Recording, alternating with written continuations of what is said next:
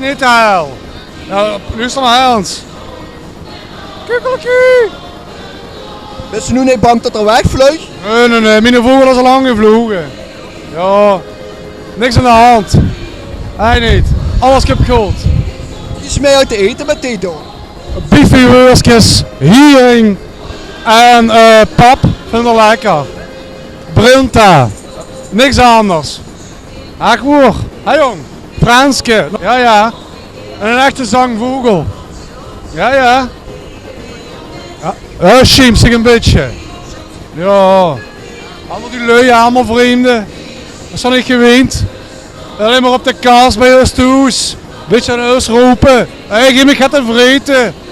Doe rustig. Ja. Oh, naar de vriendhof. Ja. Als je deuren te open staan, kan dat toch even zelf op en neer vliegen? Je krijgt groot te eten, hè. Dat past er niet door. Nee, dan moeten we dat ganse ding ommantelen. Volgens mij gaat als ik bezeten.